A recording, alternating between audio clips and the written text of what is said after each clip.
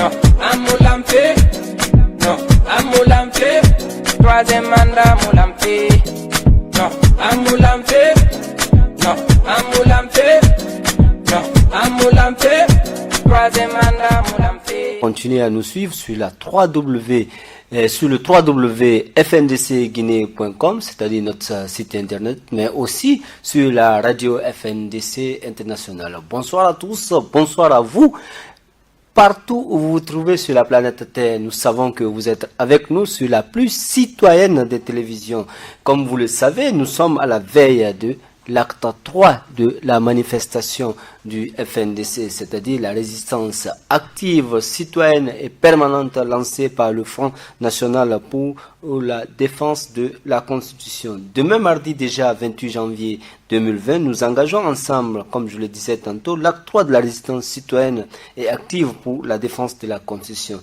Et pour cela, il ne serait-ce que pour la mémoire des 33 jeunes assassinés et de nos concitoyens qui sont encore blessés et alités dans des hôpitaux, mais également des centaines de personnes qui sont aujourd'hui dans les geôles de M. Alpha Condé, ces personnes arbitrairement et illégalement arrêtées par ce régime dictatorial qui est en train de s'installer dans notre pays.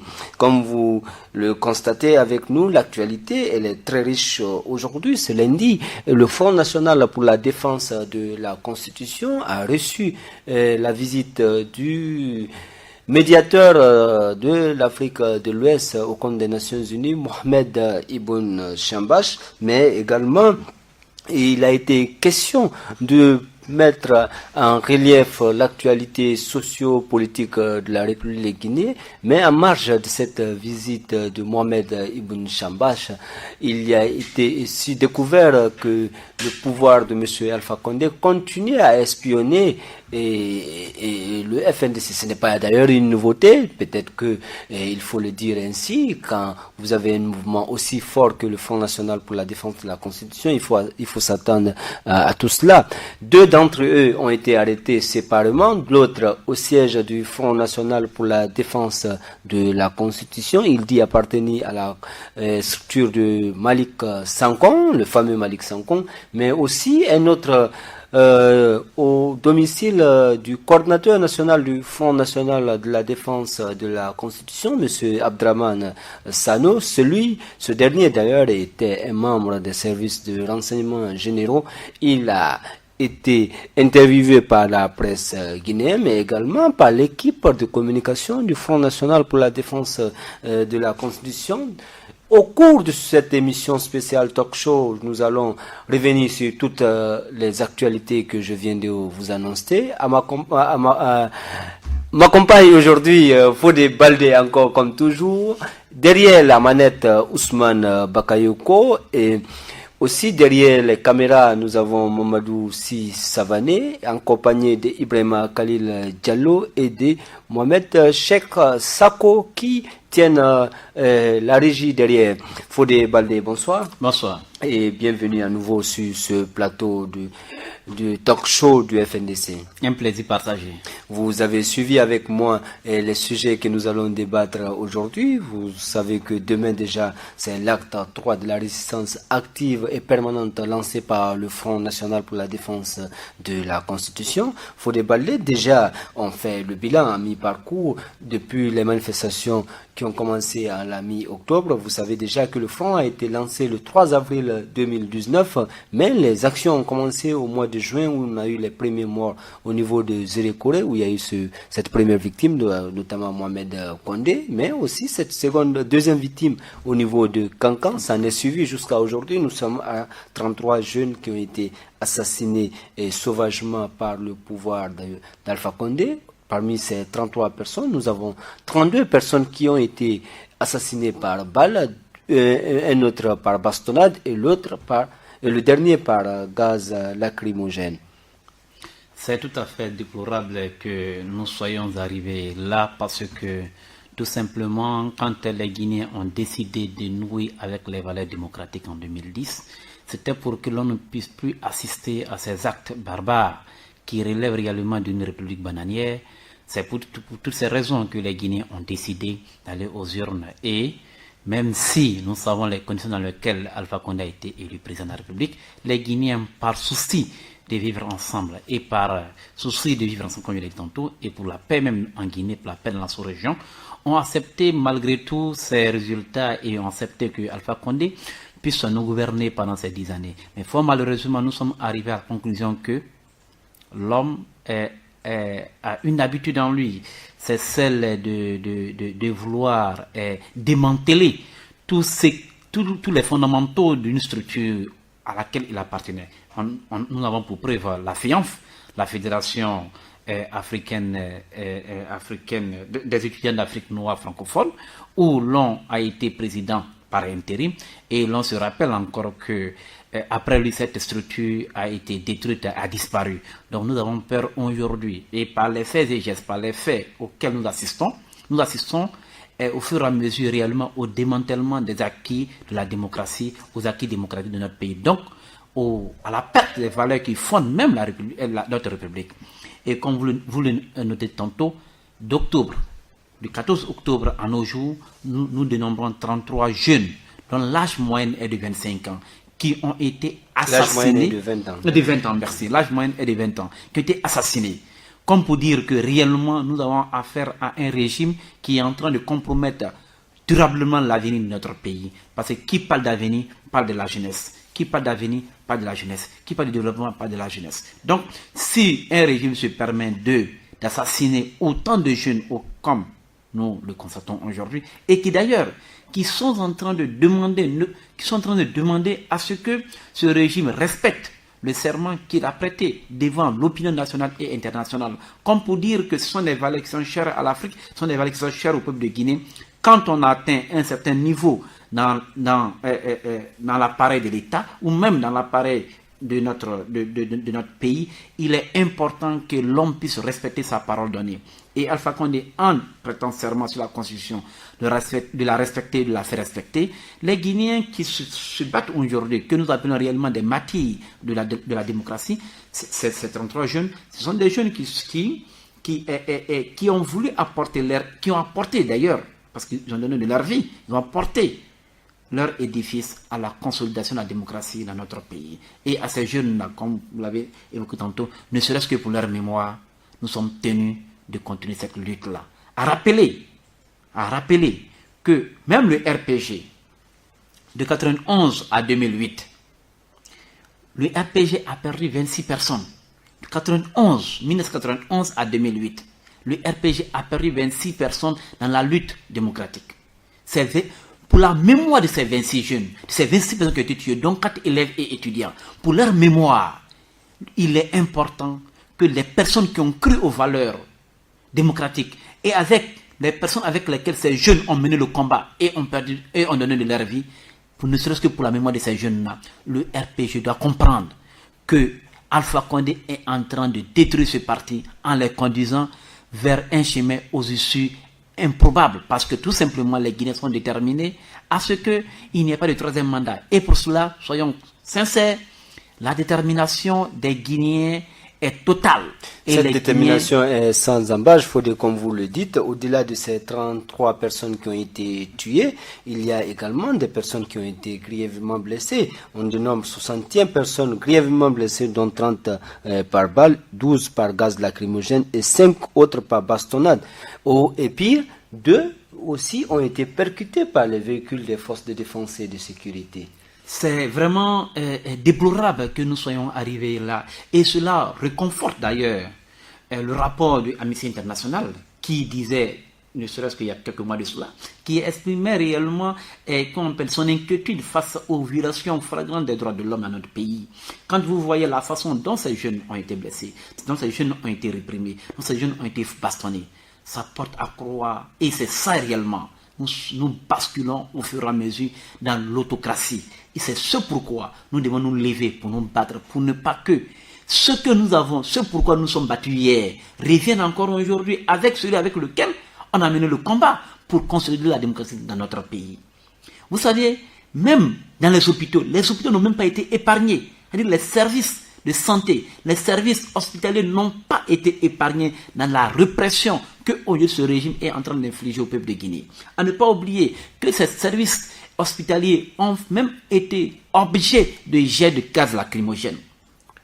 Oui, mais même les mosquées, le cimetière a été gazé. Ce n'est pas un hôpital qui va échapper à cela, ou une mosquée a été aussi gazée par le pouvoir d'Alpha Condé et ses policiers. Au-delà, de tout ce bilan marquable, peut-être que c'est mort d'hommes, c'est blessé, mais également aujourd'hui, il y a des personnes qui croupissent en prison. Parce que je voudrais juste rappeler que depuis le début des protestations au mois de juin, aujourd'hui, nous avons en tout cas, ce qui a été comptabilisé au niveau du FNDC, c'est-à-dire les informations qui sont remontées, tout en notant que certaines personnes n'ont pas remonté les informations au niveau du FNDC. Exactement. Nous sommes à 119 personnes qui ont été arbitrairement arrêtées.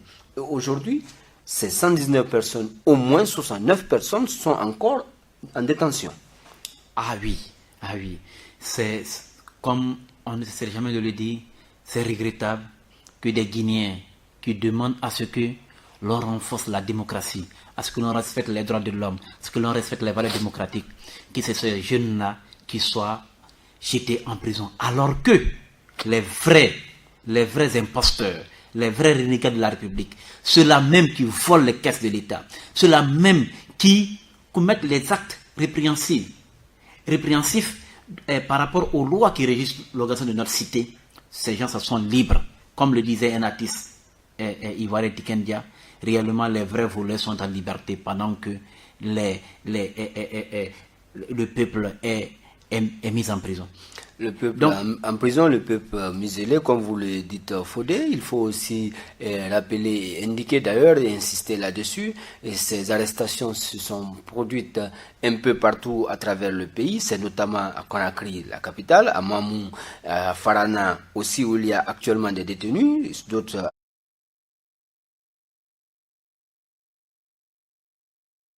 à Kankan, et certains également sont détenus à Guéguédou, et dans d'autres villes de l'intérieur du pays. L'équipe juridique du FNDC, en collaboration avec l'équipe de la communication, sont en train de collecter les différentes données pour pouvoir mettre ça à la disposition des institutions de droits de l'homme, mais également pour les archives du FNDC.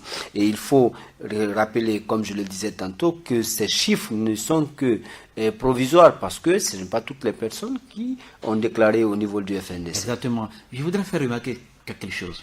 C'est que on ne saurait parler d'arrestation dans ce cas, parce que dans bien des cas, ce sont des personnes, vous-même vous avez été une victime, des personnes encagoulées qui viennent vous kidnapper et qui vous envoient souvent dans des endroits inconnus, et que c'est quelques temps après, notamment, qu'on vous permet de voir là où vous êtes, vous ne savez même pas où vous êtes envoyé. D'ailleurs, dans ce cas, on aura l'un des avocats du FNDC, parce qu'on sait qu'il y a un collectif d'une quarantaine d'avocats qui défend aujourd'hui le Front National pour la défense de la Constitution. D'ailleurs, eux-mêmes aiment le rappeler, c'est leur partition pour cette lutte également. On aura l'un des avocats demain, si tout se passe bien au niveau de ce plateau du FNDC Talk Show. Et il faut rappeler et il faut indiquer à nos téléspectateurs et ceux qui nous suivent à travers leurs applications mobiles, mais sur la radio FNDC International, que ces blessés et ces personnes qui sont actuellement emprisonnées, il y a 12 personnes qui sont emprisonnées à la prison civile de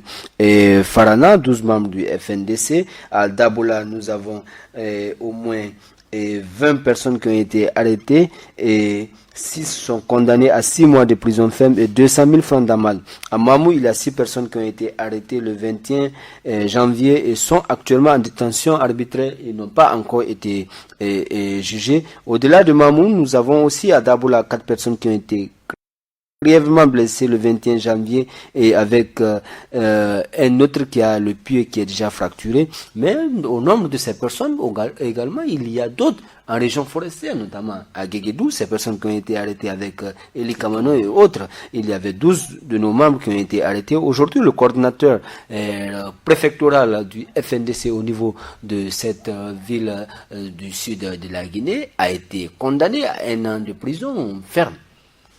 C'est l'injustice. C'est de l'injustice. Comme on ne cesse jamais de le dire, c'est une justice à double vitesse. elle est douce pour les imposteurs et dure, même allant jusqu'à inculper ce qu'on ne doit pas inculper pour la simple et unique raison que vous vous rappellerez que tout récemment, tous ces juges ont vu les salaires galoper pour des raisons inavouées et certainement, ils sont en train de faire le jeu. C'est déplorable que nous soyons arrivés là.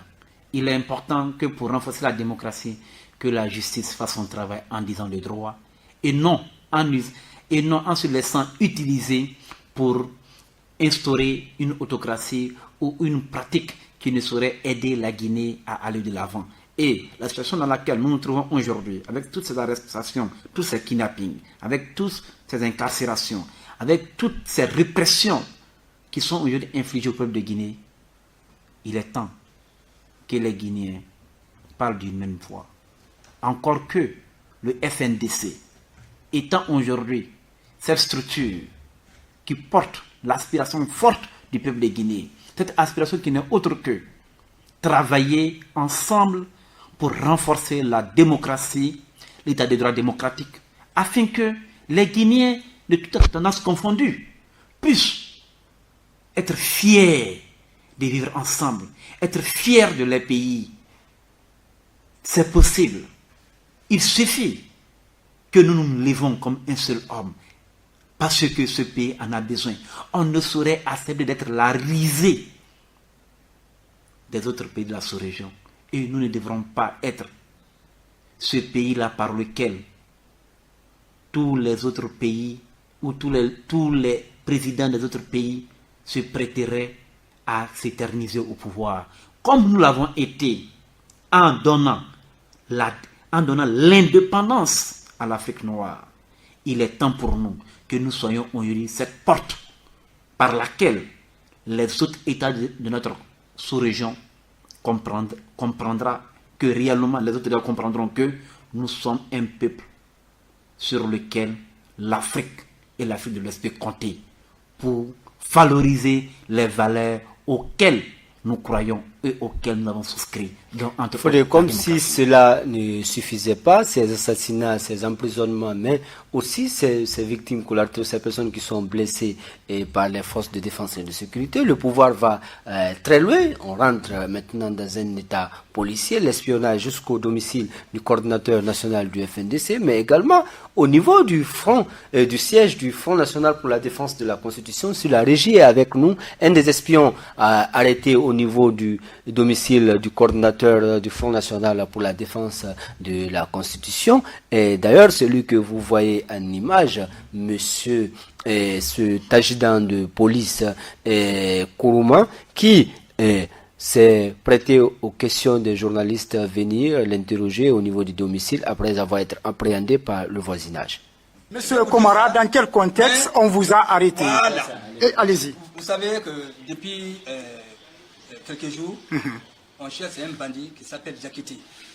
Comment Vous comprenez? C'est un voleur. C'est Diakité, c'est lui qu'on cherche. Okay. Bah, maintenant, il nous a informé qu'ils viennent souvent auprès de la mosquée ici. La mosquée qui est derrière là-bas, qui vient là-bas. Maintenant, c'est ainsi que je suis venu ce matin maintenant. J'ai commencé à regarder maintenant partout. Après, j'ai pris une place là-bas. Je l'attendais. Parce que j'ai déjà vu sa photo. Vous comprenez? Après, maintenant, c'est ainsi que je suis resté maintenant. Vers le soir là maintenant, je voudrais aller prendre quelques jus, quelques manger pour me retourner maintenant.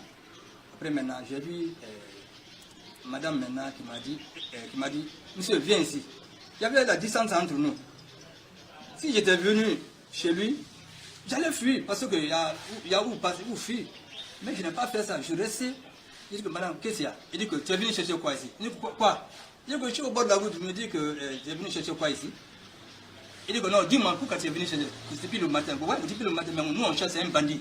Mais c'est pas chez vous. Moi je ne connais même pas chez vous ici. Il dit que tu vas dire la vérité. Il dit que quelle vérité? Les gens sont venus maintenant. Un frère est venu maintenant. Il m'a dit de rentrer dans la cour ici. Nous sommes rentrés dans la cour ici. Ils m'ont demandé, j'ai juré. Il dit que tout le monde m'a posé des questions ici. J'ai répondu, il dit que je ne suis pas venu ici. J'ai tout fait. Mais vous étiez avec des amis qui ont fui. Non, personne n'a affiché. C'est ce que le voisinage a dit. Non, j'étais seul. Et sur votre badge ici, on voit ça. Ce qui est écrit Direction Générale de l'Enseignement Intérieur. Je n'en disconviens pas. Je dis que tu travailles là-bas. Mais moi, je ne suis pas venu pour filer quelqu'un. Je suis venu pour chercher le bandit là. Est-ce que vous êtes venu filer quelqu'un? Hein? Vous étiez combien à venir derrière le bandit? Non, je suis seul. D'accord. Et quels sont les éléments qui prouvent que vous êtes à la recherche d'une personne que vous pouvez reconnaître à première vue? À première vue. Oui, les indicatifs. Quel indicatif vous avez pour reconnaître la personne? Non, dès que je le vois, il est comment? Hein? Il est comment? Son nom, son portrait, voilà. On l'appelle Diakité, parce que c'est son nom qui est partout, Diakité. Alors, vous n'êtes pas le seul à passer derrière la cour, il y a beaucoup de civils qui passent. Pourquoi c'est vous qui... C'est ce que j'ai dit. Lorsque j'ai passé maintenant, parce que c'est quelqu'un qui l'a dit, comme moi j'ai duré là-bas. Non, mais vous êtes en civil. Comment tout de suite on a su que vous êtes là? Civil, effectivement. Mais comment on a su tout de suite que vous êtes là pour quelque chose? Regardez en photo. C'est pas un civil. Ouais, mais vous ne teniez pas votre badge comme ça lorsque vous marchez. C'est ce que je vous dis. Un homme de renseignement ne porte pas ses dossiers avec lui pour chercher quelqu'un de grande personnalité. C'est pas possible. Mais si c'est pour un bandit, tu peux chercher un bandit avec tes dossiers. Après, en cas, si les gens viennent, ils peuvent venir vous sécuriser si vous montrez votre badge avec eux. Ils peuvent vous sécuriser. Ça veut dire que tu viens avec ça. Tu ne peux pas porter ça derrière quelqu'un, c'est pas possible. Dès qu'on vous a arrêté, vous vous êtes défendu. Je ne suis pas là pour vous, mais pour un bandit. Ouais. Pourquoi vous avez Elle a insisté maintenant qu'il faut rentrer. Demandez-la, je n'ai pas forcé rien. Dès qu'elle a dit de rentrer, d'accord, allez-y. Je suis venu dans la cour. Vous saviez qu'ici c'est chez Abdourahmane Sanou? Non, je ne connais pas. Et pourquoi vous êtes à la recherche d'une personne? Pourquoi vous avez dit que ce n'est pas une filature alors? Hein? Pourquoi vous avez dit que ce non, n'est pas une filature? j'ai dit que si c'est une filature, on ne porte pas ça avec toi. C'est ce que j'ai dit. Oui, mais personne ne vous a posé la question si vous faites la filature. Pourquoi vous avez dit que ce n'est pas une filature? Non, c'est ça qu'on m'a dit parler aujourd'hui. Monsieur Komara, Je dis que non, c'est pas ça. Monsieur Komara, rentrer dans une cour qu'on ne connaît pas est suspect. Lorsque vous êtes interpellé par une dame, ce n'est pas un homme militaire. Est-ce que vous n'avez pas l'obligation de refuser de rentrer jusqu'à ce que les gens soient témoins? Qu'est-ce qui s'est passé? Non. Moi, je sais que... C'est le voisinage qui... Moi, je sais que je n'ai rien fait comme du mal. Ça veut dire que je l'ai suivi. Je l'ai suivi. Ça quoi, mais après le moment qu'elle m'avait dit, monsieur, viens ici. Il y avait des distances entre nous. Alors, je pouvais partir. Après, peut-être les gens allaient me prendre, peut-être. J'allais lui montrer que je venais ici. Parce que si j'allais fuir, cela veut dire que j'allais être suspect. Oui, mais j'ai accepté. Vos amis sont partis à moto, vous n'avez pas pu aller. Je suis venu avec personne. D'accord, vous dites que vous êtes venu après un bandit. Qui vous a envoyé pour ce bandit? J'ai dit... Qui vous a envoyé à la recherche d'un bandit? C'est le service qui m'a envoyé pour chercher le bandit. Le service qui? La personne? J'ai dit Moussa Keita. Moussa Keita? Ouais. Moussa Keita, il est qui là-bas? Non, on travaille ensemble. Mais il occupe quel poste là-bas? Vraiment, vous savez, nous on vient de rentrer. On vient de rentrer, on ne connaît pas. On vient de rentrer. On ne connaît pas d'abord, comment on appelle ça, la place de tout le monde d'abord, pour le moment. Mais vous connaissez qui là-bas? Avec qui vous travaillez? Parce que vous ne pouvez pas dire. On travaille avec beaucoup de personnes. Donnez-nous quelques noms. Hiérarchiquement, qui est votre responsable là-bas? Qui est le chef? Quel chef? Votre chef. De quoi? De renseignement là, c'est qui? Mais. Depuis combien de jours? Depuis combien de jours? Monsieur Komara, depuis combien de jours vous êtes à la recherche de la personne? C'est aujourd'hui. C'est aujourd'hui que je suis venu chercher le nom de Diakité. Dans la partie de Guerpi de Caporal? Non, ici là. Auprès de la mosquée. Mais pourquoi vous avez dit c'est pas vous que je suis venu chercher, c'est un bandit? Pourquoi tu dis vous? Parce qu'on m'accuse. On m'a accusé que je suis venu ici. J'ai dit non, je ne suis pas venu ici. Je suis venu chercher le bandit nommé Diakité. C'est ce que je l'ai dit. On sait que la formation elle a insisté maintenant, elle a insisté. Je suis d'accord. Rentrons. C'est là-bas que je suis rentré. Vous êtes formé pour vous défendre, mais dites la vérité. C'est mieux pour vous. Je vous le jure, il ne faut pas vous mentir. Mon frère, on n'est pas à la mosquée. Non, mais effectivement, nous sommes tous des musulmans. Ou bien, nous sommes tous des musulmans. Est-ce que depuis que vous avez été interpellé, vous avez pu joindre l'un de vos responsables pour lui dire que vous avez été traqué par des civils ici, il doit venir... Non, quand même. Est-ce que Comment je pouvais faire ça? Mes téléphones, vous avez demandé, on vous a refusé. Est-ce que vous avez... C'est votre premier... Comment je pouvais faire ça? Attends. Depuis le matin, vous avez échangé avec Marat de la DST, service de renseignement Marat de la DST. Vous avez parlé également avec le directeur adjoint. Non, je n'ai pas parlé avec lui. J'ai seulement enregistré son numéro. Oui, enregistré le numéro de qui? J'ai enregistré parce qu'il n'avait pas le numéro. Le numéro de qui? J'ai enregistré le numéro de mon directeur adjoint parce qu'il n'avait pas. Ok. Il n'avait pas avec moi. C'est ça. Maintenant, et Marat DST. J'ai dit que c'est un ami à moi. Vous avez parlé, donc. Donc il m'a demandé, mon ami m'a demandé où je suis. J'ai dit que je suis venu chercher le bandit là. Oui, je suis venu pour ça. Il m'a dit maintenant que lui va au service. J'ai dit qu'il n'y a pas de problème. Pour votre sécurité, pourquoi vous ne l'avez pas appelé immédiatement? Comment je pourrais appeler? Mes téléphones sont saisis. Est-ce que vous avez demandé à eux de vous remettre le téléphone pour appeler un responsable? Non, il faisait l'enquête, il faisait la recherche d'abord, comment on appelle ça, au niveau du téléphone, pour savoir ce qu'il y a à l'intérieur.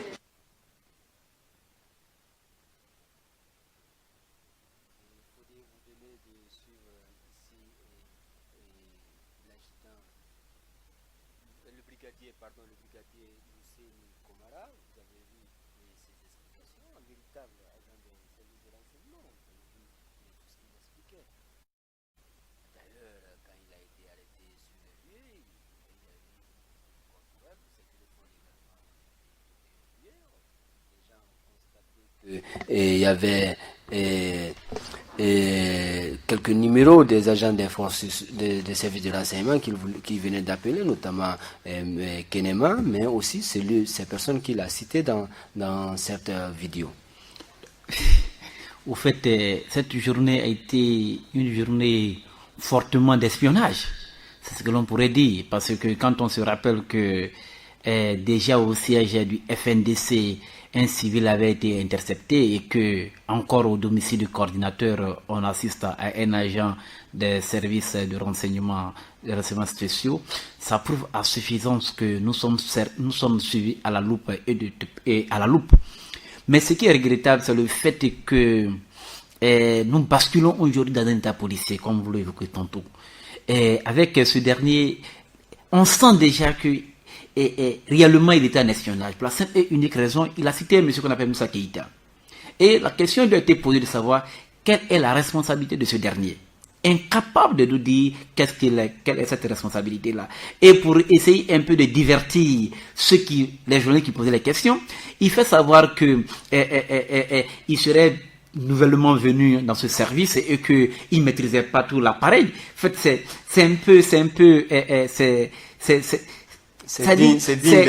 comme s'il parlait d'un film policier. Exactement. C'est comme s'il parlait à des gogos. Ouais. Mais ce n'est pas le cas. Il faut reconnaître que c'est un expert dans le domaine. Il a joué le rôle qu'on lui a dit. Et comme vous l'avez évoqué de bouche à oreille, on a compris qu'il était avec une équipe. Parce que très spontanément, il y a eu une intervention de ses collègues qui sont venus essayer un peu de les retirer sur les lieux. Donc ça prouve que tout était monté de pièces. Il y a eu une descente musclée des agents de la BAC numéro 6 et celle numéro 9, mais également accompagné d'un pick-up rempli de policiers de la CMIS. Donc comme je vais tantôt, donc tout prouve à suffisance que vraiment par le schéma, par les explications que nous avons eues de ce qui était là-bas, ça prouve à suffisance que tout était vraiment orchestré, tout était déjà préparé, de sorte au cas où il serait intercepté et interpellé, au cas où il serait attrapé par les membres du FNDC, qu'il soit rappelé. Mais il faut noter une chose, cette interpellation au siège du FNDC et cette dernière au domicile du coordinateur prouve à suffisance que le peuple de Guinée est le seul qui surveille les membres du FNDC. Parce que ce sont les populations qui l'ont remarqué. Ce sont les populations qui l'ont intercepté. C'est d'ailleurs ce qu'on aime dire ici, le FNDC, c'est l'aspiration profonde du peuple de Guinée. De Guinée. Et c'est les populations qui détectent les gens, parce qu'il faut rappeler que c'est le voisinage du coordinateur qui ont informé la famille. D'ailleurs, comme c'était le cas également, et avant l'arrestation du 12 octobre dernier, le voisinage avait remarqué qu'il y avait des personnes qui venaient à moto et qui taraudaient autour de la cour de Abdraman Sanou. Et cette fois-ci aussi, c'était la même chose. Comme il y avait déjà un précédent 12 octobre, les gens ont compris qu'il fallait agir. Et ils ont agi, ils ont mis main sur ce agent des services de renseignement. Donc, comme pour dire, si l'État compte sur le renseignement militaire ou le renseignement policier, le FNDC compte sur le renseignement humain, qui n'est que le renseignement de bouche à oreille, et c'est le renseignement le plus fiable. Parce que c'est le peuple aujourd'hui qui a décidé d'assurer la sécurité des membres du FNDC et de s'assurer sa propre sécurité. Et ça, c'est très important. Et aujourd'hui, je venais tantôt de l'évoquer, au siège du FNDC également, un jeune civil a été appréhendé. Et ça encore, c'est encore des citoyens libres qui l'ont remarqué et ont pu constater ces actions qui sont susceptibles d'un homme qui serait à la recherche de quelque chose. Et tout de suite, il a été appréhendé. C'est aussi le cas de cet agent du service de renseignement. Mais ce qui est essentiel, c'est le fait que le peuple ait décidé d'accompagner ensemble, de s'accompagner ensemble à la quête de la démocratie, à la quête de sa liberté, à la quête de sa prospérité.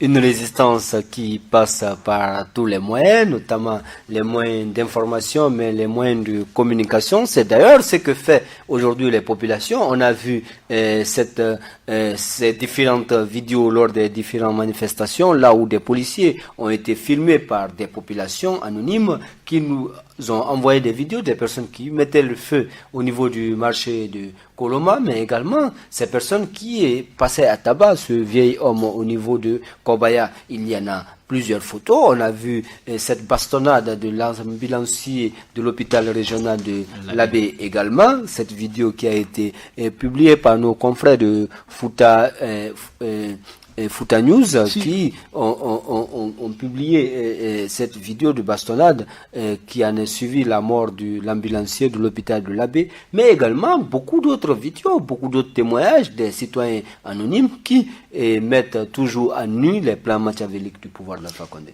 Oui, je voudrais faire observer quelque chose sur le cas particulier de l'ambulance et l'ambulancier de l'Abbé.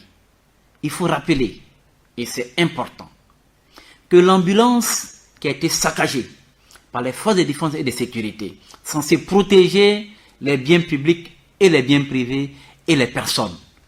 Cette ambulance n'a été achetée que par des ressortissants de l'Abbé vivant en Belgique. C'est le lieu pour nous de les remercier pour cet acte communautaire. Donc vous voulez nous dire que ce n'est pas l'État guinéen? Ce n'est pas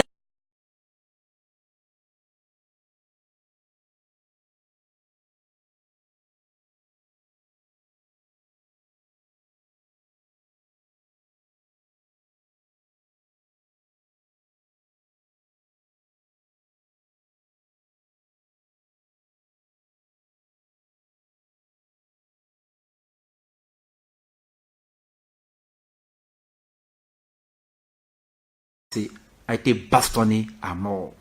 Nous le regrettons. Et ce sont des actes qui réellement n'honorent pas notre pays. Ce sont des actes qui n'honorent pas l'armée. Ce sont des actes qui sont condamnables par tout homme de droit, par toute personne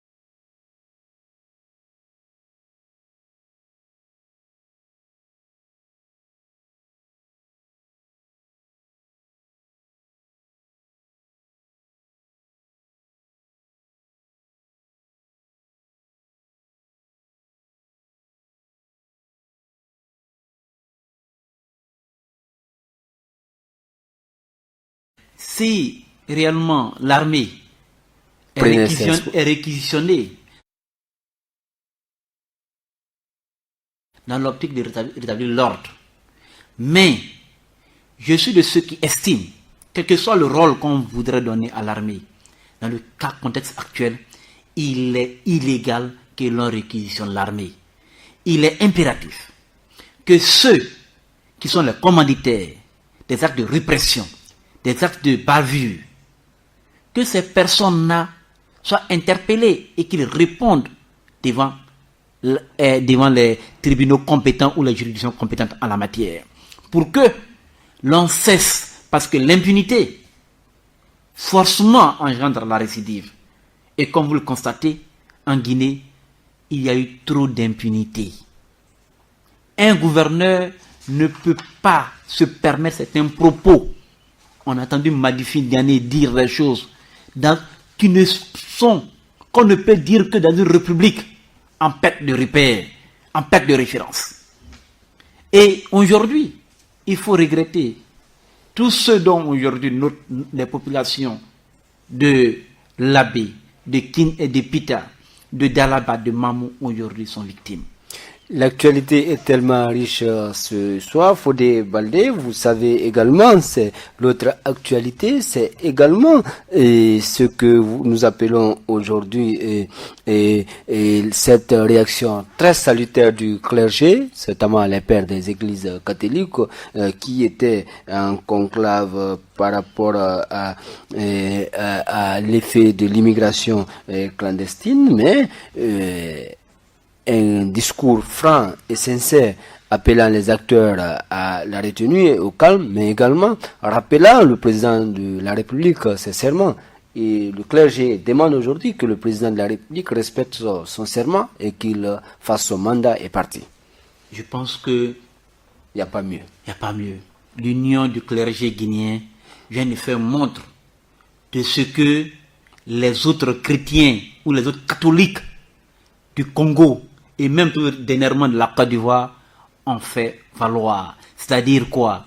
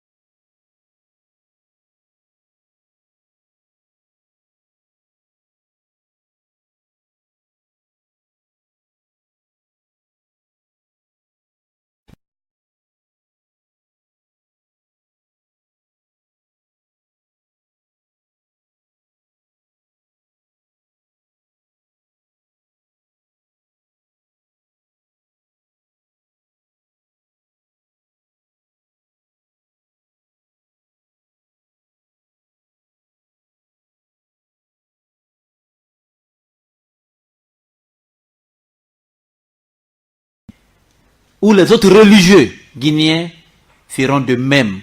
Ils feront parler ce que leur impose les foi. Les foi religieuses leur imposent de dire la vérité.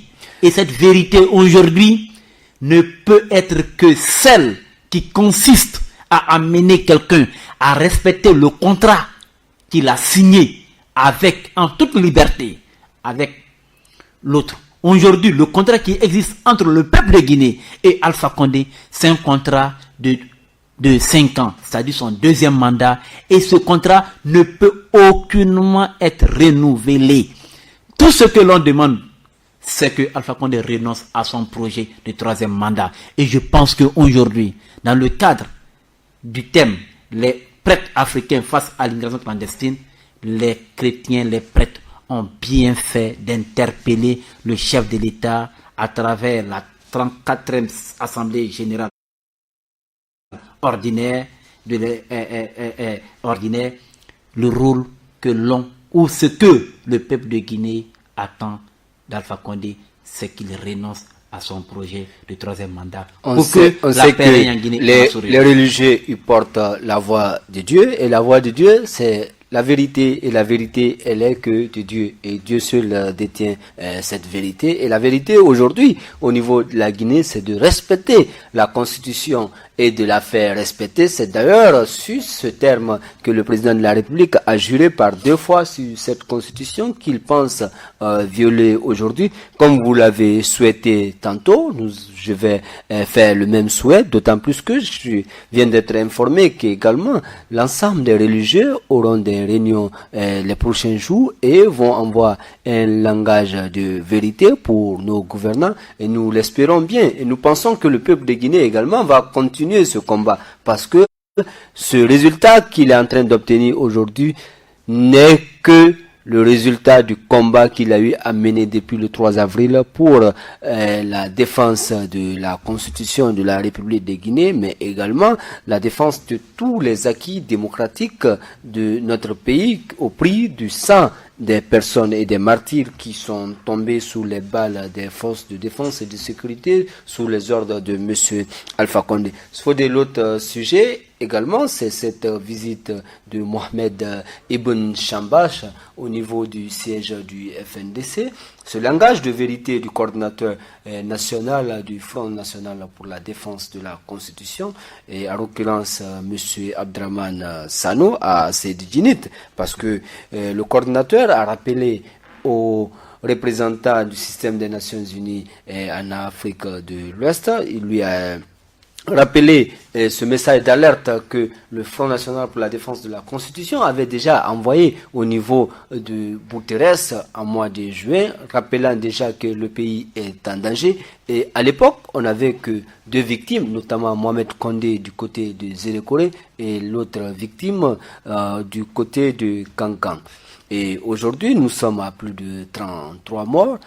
Est-ce que vous ne pensez pas que les Nations Unies sont aujourd'hui complices avec le président Alpha Condé, d'autant plus que toutes les violations des droits de l'homme ont été commises déjà sous le régime d'Alpha Condé depuis le 3 avril 2019?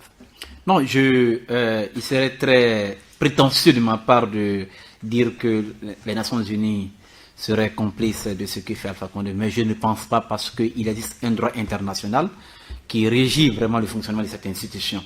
Et je pense très bien que... Oui, mais il faut dire, du moment où toutes les différentes composantes des droits de l'homme sont violées, est-ce que avons-nous besoin aujourd'hui de parler d'une souveraineté d'un État, un État également membre du système des Nations Unies? Non, en fait, la souveraineté, je ne vais pas rentrer dans ce débat souverainiste, mais ce que je voulais tout simplement évoquer, c'est le fait que le coordinateur fait bien de rappeler aux représentants des Nations Unies la nécessité, pardon, pas la nécessité, rappeler à ce représentant des Nations Unies le fait que le FNDC avait pris le soin sur lui d'interpeller la communauté internationale sur ce qui pourrait advenir en Guinée. Et aujourd'hui, le fait que l'inaction... Il faut juste indiquer, et Fodé Baldé, qu'il y a eu ce mémo du FNDC qui a été adressé au système des Nations Unies, à la CEDEAO, à l'Union africaine,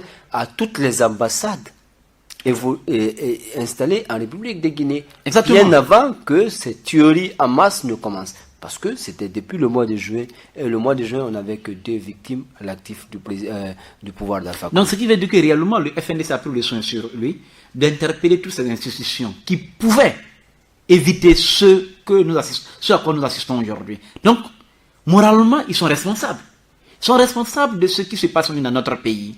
Parce que le FNDC a pris le soin de saisir les institutions internationales, de saisir les chancelleries en Guinée, de saisir tous les partenaires de développement qui accompagnent la Guinée, pour dire que réellement, voilà ce à quoi nous pouvons assister. Aujourd'hui, moralement, ils sont responsables. Et je pense que le coordinateur fait bien de le rappeler et de dire à l'émissaire direct du secrétaire général des Nations Unies, comme quoi voilà que même nos cortèges, comme nous sommes en train de le constater, les cortèges funèbres ont même été objets d'attaque. Donc tout ça pour assurer que les droits de l'homme sont violés. Les forces de défense et de sécurité entrent dans les familles et c'est la terreur, comme on le constate même à travers les images qui passent. Donc ça prouve à suffisance que réellement que le FNDC a joué son rôle. Il revient à la communauté internationale de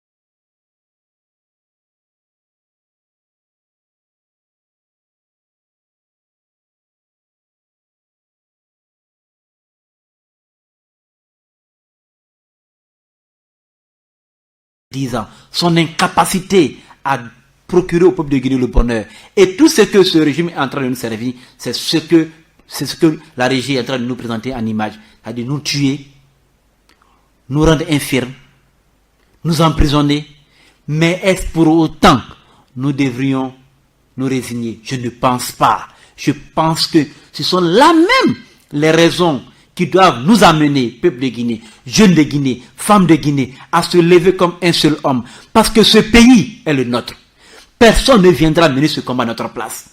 Même la communauté internationale, elle ne viendra que lorsque elle sera à mesure, elle sera convaincue de notre détermination à mettre fin à cette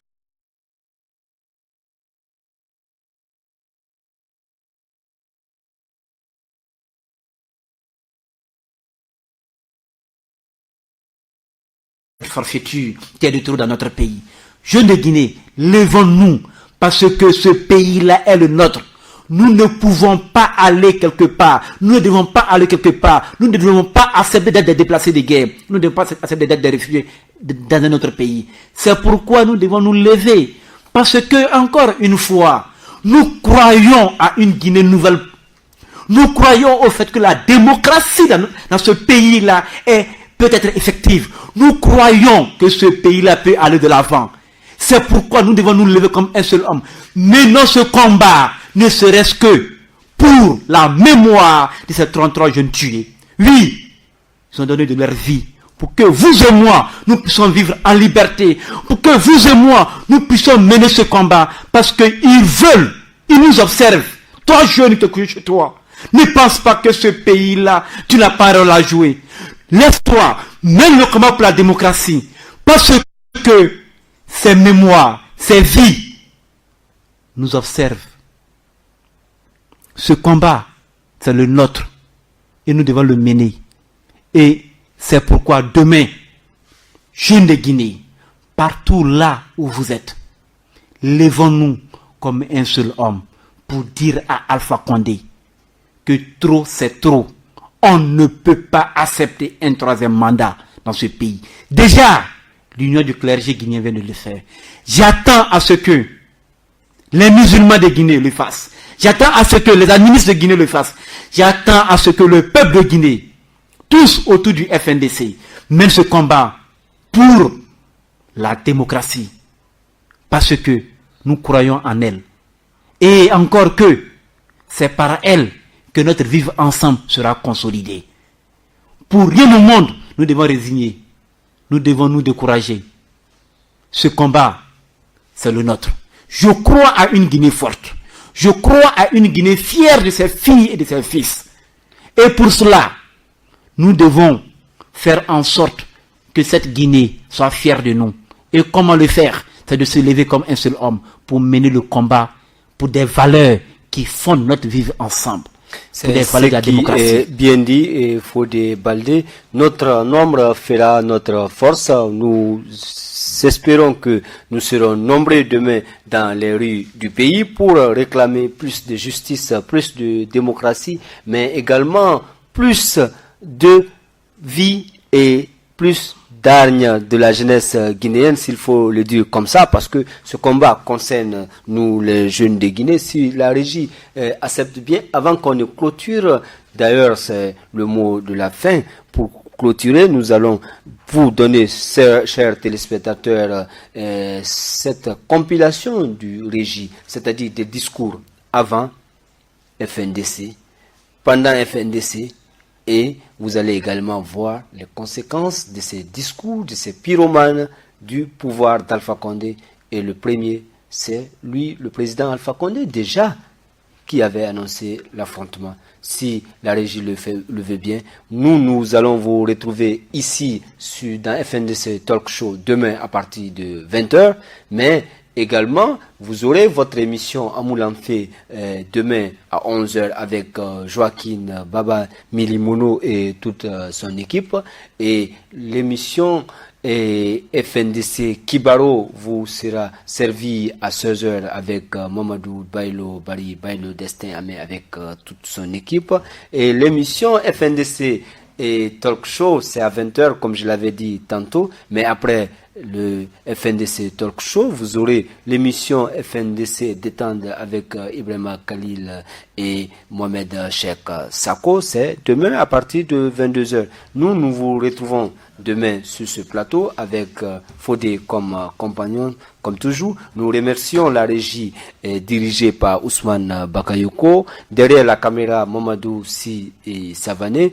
Et nous vous disons merci et suivez ces images que la régie vous offre tout en espérant que demain nous serons tous dans les rues du pays et on vous dit Amoulan fait. Amoulan fait.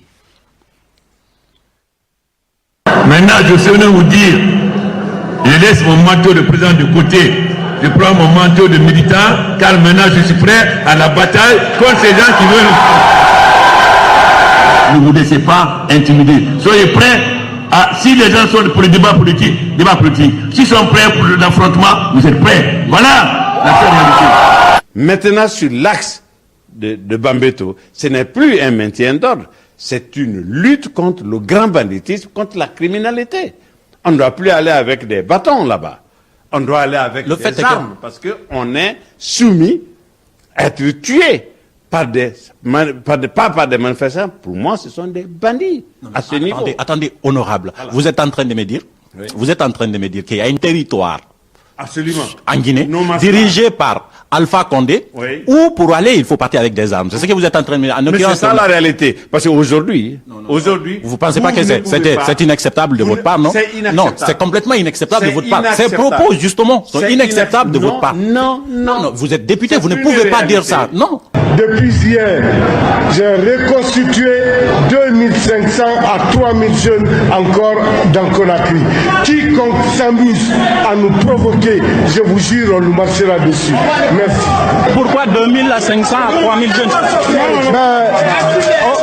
On défend la démocratie. Pour quel objectif? 2500 à 3000 jeunes, ça fait défendre la démocratie. Avec 3500 jeunes, on ira jusqu'à 10 000. C'est le genre les chevaliers de la République? Je ne sais pas. Moi, je défends la nature, on ne comprend pas. Je défends la démocratie. Comment vous défendez la démocratie? Quand vous défendez la démocratie, ça veut dire? Il est dit que la Constitution doit être défendue par tous les moyens. Certains de nos enfants de Kaka sont perdus. Ils se sont vendus à ceux qui sont nos ennemis parce qu'ils préfèrent l'argent à leur l'armée. Mais quand ils viendront à Kaka, vous allez leur montrer qu'il n'y a plus de place pour eux, sauf s'ils retournent à leur armée. Monsieur le ministre, des individus se retrouvent dans les quartiers, dans les communes, dans les préfectures pour élire un front de quoi? Il faut les traquer. Les traquer jusqu'à leur dernier retranchement.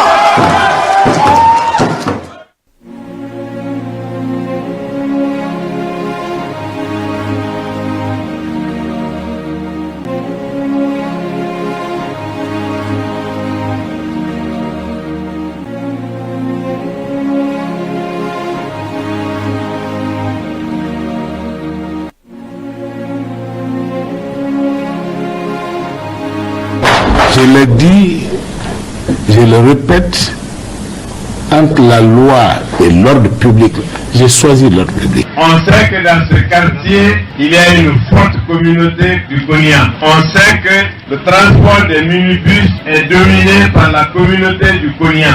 En s'attaquant à eux, on veut les mettre dans une bataille. Je voulais attirer l'attention de ces provocateurs que cette communauté n'a pas peur de la guerre.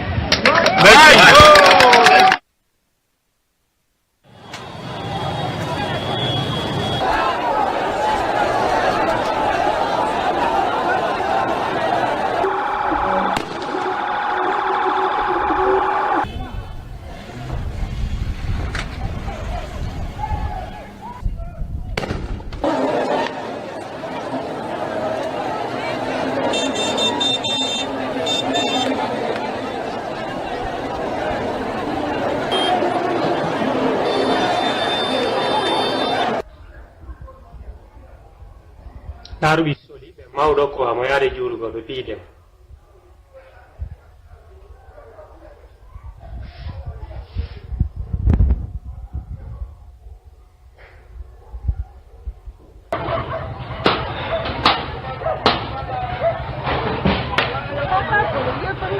Allah ojo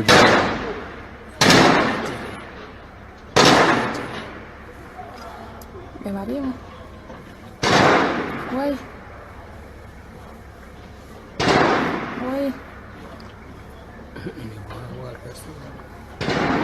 Mama. Ino do ko pema ka be jogido. Wallahi. Fami. Be wardo. Ko pema kar ningo yaltini ka auto tiri ko ono be jokki be.